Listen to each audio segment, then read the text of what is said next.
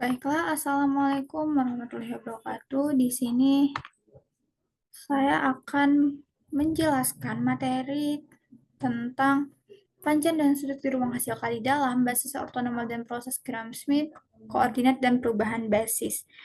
Nah, untuk panjang dan sudut di ruang hasil kali dalam, jika V adalah sebuah ruang hasil kali dalam, maka norm atau panjang vektor U dinyatakan oleh panjang U didefinisikan sebagai panjang U, U, U pangkat setengah atau sama dengan akar dari U1 kuadrat ditambah U2 kuadrat ditambah sampai UN kuadrat. Jarak antara dua vektor U dan V dinyatakan oleh D U, V didefinisikan sebagai berikut. Untuk D U, V sama dengan panjang U dikurang V sama dengan akar dari U1, V1 kuadrat ditambah U2 tambah V2 kuadrat ditambah sampai UN plus Vn kuadrat. Jika θ adalah sudut antara U dan V, maka cos θ itu adalah U, V dibagi panjang U dikali panjang P, di mana 0 lebih kecil sama dengan θ lebih kecil sama dengan V. Nah, untuk contoh soalnya, diketahui U, vektor U, di mana basisnya 1, 1, 2, 3, P2, 2, 1, 1. Nah, tentukan panjang vektor dan jarak antara vektor U dan vektor V. Nah, untuk panjang vektor, maka kita untuk mencari panjang U sama dengan akar dari U1 kuadrat ditambah U2 kuadrat ditambah U3 kuadrat ditambah U4 kuadrat sama dengan akar dari 1 kuadrat ditambah 1 kuadrat ditambah 2 kuadrat ditambah 3 kuadrat, di mana hasilnya adalah akar 15. Nah, untuk panjang V sama dengan V1 kuadrat, V2 kuadrat, P3 kuadrat, P4 kuadrat, di mana nilai akar dari 2 kuadrat ditambah 2 kuadrat ditambah 1 kuadrat ditambah 1 kuadrat menjadi akar 10. Nah, untuk mencari jarak antara vektor U dan vektor V, D U, V sama dengan panjang U dikurang V sama dengan akar dari 1 min 2 kuadrat ditambah 1 min 2 kuadrat ditambah 2 min 1 kuadrat ditambah 3 min 1 kuadrat sama dengan akar 7. Maka jarak antara vektor U dan vektor V itu akar 7. Nah, untuk basis ortonormal proses Gram-Schmidt, sebuah himpunan vektor pada ruang hasil dalam dikatakan ortogonal jika U, P sama dengan 0 atau vektor 0. Nah, untuk suatu himpunan yang terdiri dari dua atau lebih vektor dalam ruang hasil dalam dikatakan ortogonal jika semua pasangan vektor berbeda dalam himpunan tersebut ortogonal. Nah, untuk himpunan ortonormal adalah himpunan ortogonal yang setiap vektornya memiliki panjang atau nomnya 1. Untuk contoh, diketahui U1123 V 2211, tentukan apakah V U dan V ini ortogonal. Nah, U kali V sama dengan 1 kali 1 kali 2 kali 3 ditambah 2 kali 2 kali 1 kali 1 sama dengan 10. Maka contoh nomor 1 ini tidak ortogonal. Kenapa? Karena U kali V tidak sama dengan 0. Nah, untuk soal nomor 2 diketahui U sama dengan 1,1, V sama dengan 1, min 1. Tentukan apakah vektor U dan V ortogonal. Nah,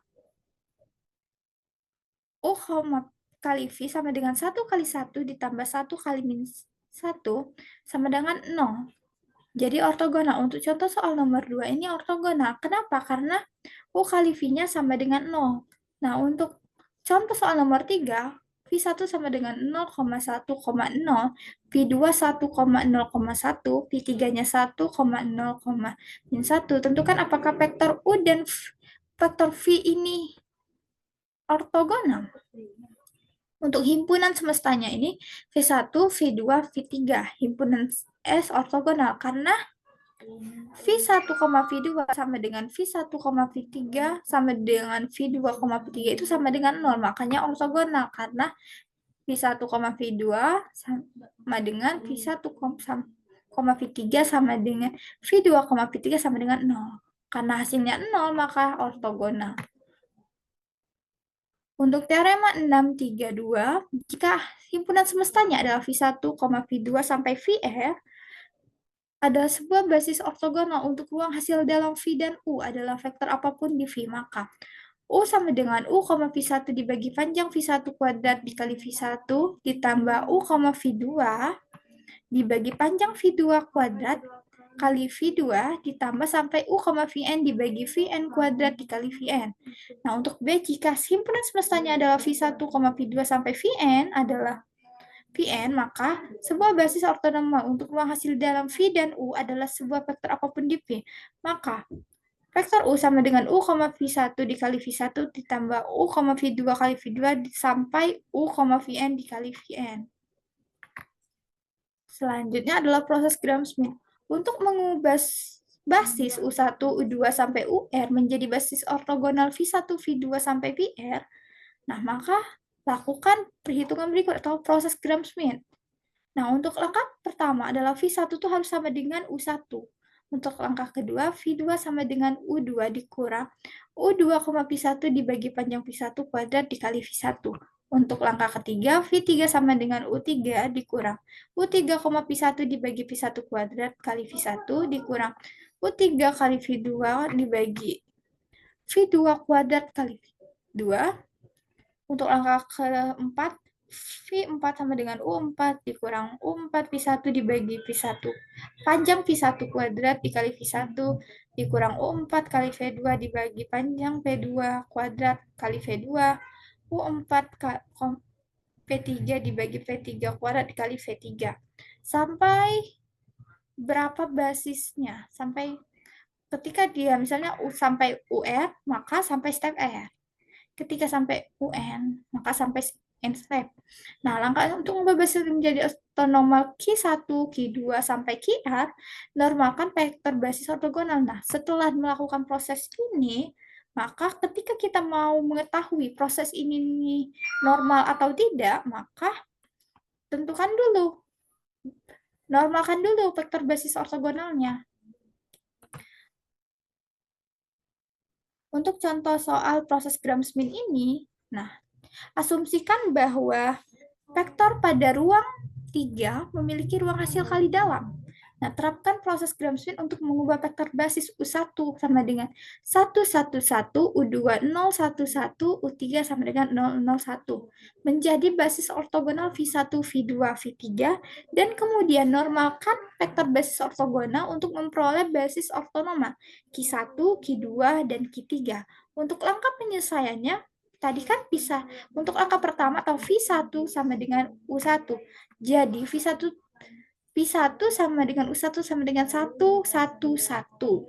Untuk langkah kedua, V2 sama dengan U2 dikurang proyeksi W1, U2 sama dengan U2 min U2, V1 dibagi V1, panjang V1 kuadrat dikali V1 sama dengan 0,011 dikurang 2/3 kali 111 menjadi hasil dari ini adalah min 2/3, 1/3, dan 1/3. Untuk langkah ketiganya, V3 sama dengan U3 min proyeksi W2, U3 sama dengan U3 dikurang U3, V1 dibagi panjang V1 kuadrat dikali V1 dikurang U3 V2 dibagi panjang V2 kuadrat dikali V2. Maka masukkan nilainya itu 0,001 dikurang 1/3 kali 111 dikurang 1/3 bagi 2/3 kali min 2/3 kali 1/3, 1/3, 1/3, di mana hasil dari ini adalah 0, min setengah dan setengah. Maka P1-nya adalah 111, P2-nya adalah min 2/3, 1/3, dan 1/3. Untuk P3-nya adalah 0, min setengah, di koma, min setengah. Membentuk basis ortogonal untuk ruang 3. Norma vektor ini adalah panjang P1 sama dengan akar 3. Untuk panjang P2 itu adalah akar 6/3. Untuk panjang P3 itu adalah 1/2. Jadi, basis ortonormal pada ruang 3 adalah Untuk V1 ini adalah V1 dibagi panjang V1 sama dengan 1/3, 1/3 dan 1/3 untuk Q2. V2 dibagi panjang dari V2 dapatkan hanya min 2/6, 1/6, 1/6. Untuk V3-nya, V3 dibagi panjang V3 sama dengan 0, min 1/2, dan 1/2. Nah, untuk koordinat. Misalkan Pi adalah ruang vektor X sama dengan X1, X2, sampai Xn. Basis bagi V dan A adalah suatu vektor di V. Vektor A dapat ditulis dalam kombinasi linear dari X secara tunggal. Misalkan A dari 1 sama dengan 1 sampai N, A1, X1, matriks kolom A1, A2 sampai AN. Nah, untuk contoh soalnya, misalkan vektor V1 sama dengan 1, 2, 1, V2 sama dengan 2, 9, 0, V3, 3, 3, 4. Basis untuk R3. Tentukan vektor koordinat Y, 5, 1, 9 relatif terhadap basis semestanya P1, V2, V3. Untuk penyelesaiannya, untuk menemukan VS ini, kita harus menetapkan P sebagai kombinasi linear dari vektor-vektor di himpunan semesta ini, yaitu kita temukan nilai C1, C2, dan C3. Maka V sama dengan C1 kali V1, C2 kali V2, C3 kali V3. Sedemikian sehingga 5, 1, 9 sama dengan C1 kali 1, 2, 1 ditambah C2 kali 2, 9, 0 ditambah C3, 3, 3, 4. Dengan menyamakan komponen yang bersesuaian, maka didapatkan hasil atau bentuk kombinasi linearnya adalah C1 tambah 2C2 plus 3C3 sama dengan 5, 2C1 tambah 9C2 ditambah 3C3 sama dengan min 1, C1 ditambah 0C2 ditambah 4C3 sama dengan 9. Dengan misalkan persamaan ini diperoleh C1 adalah 1, C2 adalah min 1, dan C3 adalah 2. Oleh karena itu, VS sama untuk PS adalah 1, min 1, 1, min 1, dan 2. Untuk perubahan basis, jika V adalah sebuah vektor dalam ruang berdimensi V, dan jika kita mengubah basis pada V dari A ke B untuk A ke B aksen, bagaimana vektor koordinat dari VB dan PB aksen? Untuk B sama dengan U1, U2, dan B aksen itu adalah U aksen 1 di U aksen 2. U aksen 1B sama dengan matriks AB, dan U aksen 2B adalah CD. Maka